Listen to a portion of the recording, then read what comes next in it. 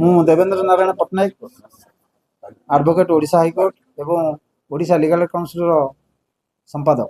ଆଜି ସମ୍ବର୍ଦ୍ଧନା ଉତ୍ସବ କ'ଣ କହିବି? ଆଜି ତ ସମ୍ବର୍ଦ୍ଧନା ଉତ୍ସବ ଥିଲା ଜଣେ ମହାନ ବ୍ୟକ୍ତିତ୍ୱଙ୍କର, ଯିଏକି ଆମ ଗହଣରେ ବହୁ ସମୟ ଧରି ସେ ଆମ ସାଙ୍ଗରେ ଉପସ୍ଥିତ ଅଛନ୍ତି।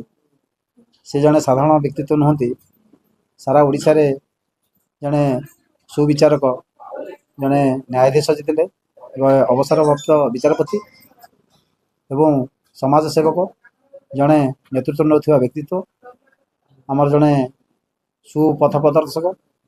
ଆମକୁ ଆଇନ ସେବା କ୍ଷେତ୍ରରେ ରାସ୍ତା ଦେଖାଇବାର ଆଭିମୁଖ୍ୟ ମଧ୍ୟ ସେ ଆମକୁ ଆଜି ସେହି ଆଭିମୁଖ୍ୟ ଭିତରେ ଆମ ସାଙ୍ଗରେ ଉପସ୍ଥିତ ଅଛନ୍ତି ଏବଂ ଓଡ଼ିଶା ଲିଗାଲ କାଉନସିଲର ମଧ୍ୟ ଅଧ୍ୟକ୍ଷ ଭାବରେ ପଦମଣ୍ଡନ କରିଛନ୍ତି। ଆମେ ତାଙ୍କୁ ପାଇ ଭାରି ଗର୍ବିତ।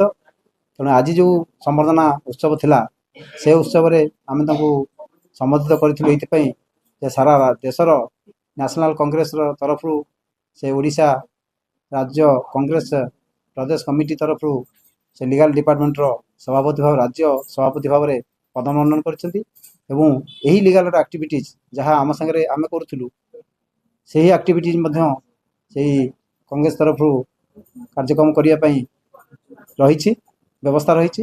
ସେହି ବ୍ୟବସ୍ଥାକୁ କେମିତି ଆହୁରି ସୁଦୃଢ଼ କରାଯିବ, ପରିଚିତ ଭାବରେ ବା ସୁପରିଚାଳନା କରି କେମିତି ସାରା ରାଜ୍ୟକୁ ଆମର ନ୍ୟାୟ ପହଞ୍ଚାଇ ପାରିବା, ସମସ୍ତଙ୍କ ଘରେ ଘରେ ଲୋକ ନ୍ୟାୟ ପାଇପାରିବେ। ଅତି ଅସହାୟ ଏବଂ ଦରିଦ୍ର ବା ଗରିବ ଶ୍ରେଣୀର ଲୋକ ଥିବେ ଏବଂ ନ୍ୟାୟରୁ ବଞ୍ଚୁଥିବା ଲୋକ, ଶିଶୁ, ମହିଳା ଏମାନେ କେମିତି ପ୍ରପର ସୁବିଧା ଭାବରେ ନ୍ୟାୟ ପାଇପାରିବେ, ସେ କ୍ଷେତ୍ର ପାଇଁକି ଆମ ପଥ ସୁଗମ କରାଯିବ, ସେହି ଉଦ୍ଦେଶ୍ୟରେ ଆଲୋଚନା କରାଯାଇଥିଲା ଏବଂ ସମ୍ବର୍ଦ୍ଧନା କରିବାର ଲକ୍ଷ୍ୟ ମଧ୍ୟ ରଖାଯାଇଥିଲା।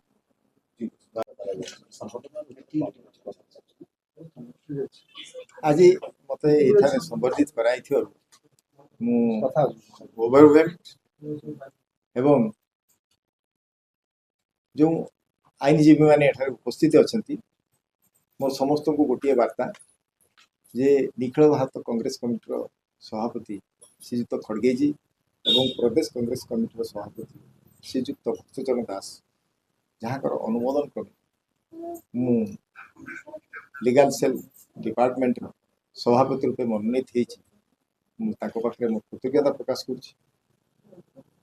ତାଙ୍କର ଆଶା ଓ ବିଶ୍ୱାସ ଯେ ଏ ଲିଗାଲ ସେଲ୍କୁ ଅତ୍ୟନ୍ତ ସୁଦୃଢ଼ କରାଯିବ ସମଗ୍ର ଓଡ଼ିଶାରେ ଏବଂ ଆଇନଜୀବୀମାନେ ଏକାଠି ହୋଇ ଯେକୌଣସି ଅଣସାମ୍ବିଧାନିକ କାର୍ଯ୍ୟର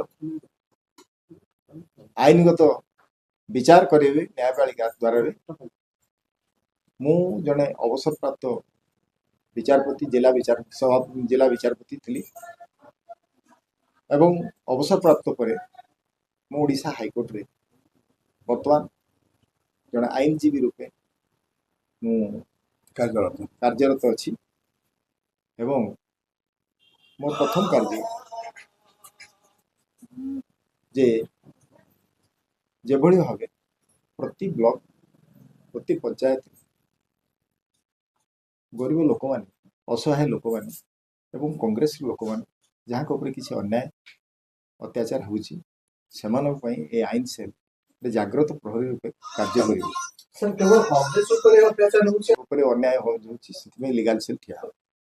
ଯେକୌଣସି ଲୋକଙ୍କର ଦୁଃଖ ଦୁର୍ଦ୍ଦଶା ପାଇଁ କାଉନସିଲ ବର୍ତ୍ତମାନ ଯେଉଁ ଆମର ଦେବେନ୍ଦ୍ର ଆଜି ଯେଉଁ ସଂସ୍ଥା ତରଫରୁ ମୋତେ ଆଜି ସମ୍ବର୍ଦ୍ଧିତ କରାଗଲା, ମୁଁ ଏ ସଂସ୍ଥା ସହିତ ବହୁତ ଦିନରୁ ଜଡ଼ିତ ଅଛି ଏବଂ ମୁଁ ନିଜେ ପରିଲକ୍ଷିତ ମୋ ପାଖରେ ହେଇଛି